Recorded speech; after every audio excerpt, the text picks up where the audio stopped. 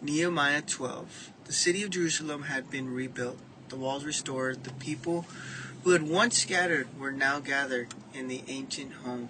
Yet, work wasn't over.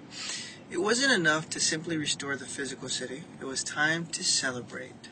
The dedicated work had been done, and the praise to God made it all possible. In Nehemiah 12, the city was alive with celebration. The people worked tirelessly to rebuild, but now they turned their hearts to God in worship. It wasn't just celebration of their accomplishment.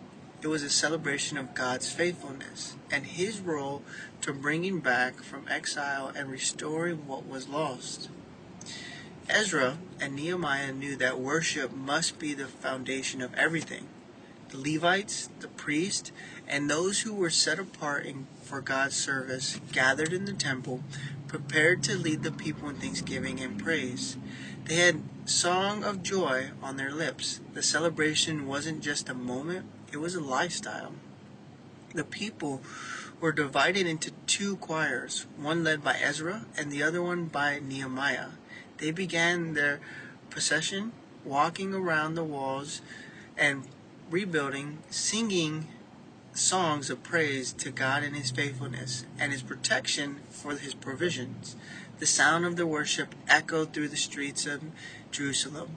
They didn't just celebrate, they were rebuilding a city, celebrating the rebuilding of the relationship between them and God.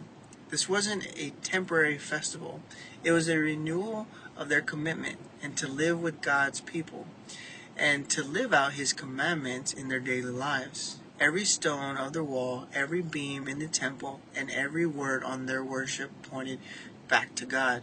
Nehemiah 12 is a chapter of joy, renewal, and dedication. It reminds us that no matter how much we accomplish, it is God who was the source of all good things.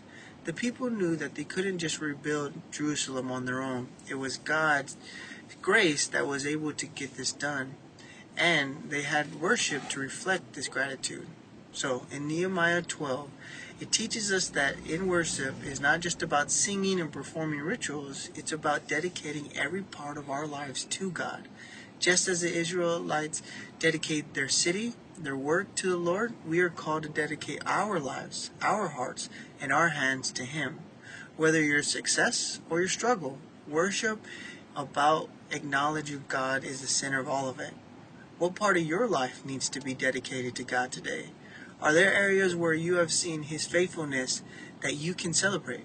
Just like the Israelites were called to celebrate God's goodness and acknowledge His hand in all that we do, take a moment to reflect on how to dedicate your work, your relationship, and your heart to Him. This week, make worship not just a praise, but a way of life. Share this message to someone you need to encourage, and dedicate yourself to God, just as the people of Jerusalem did. May our lives be a continuous song of praise to the one who restores and rebuilds. You ready?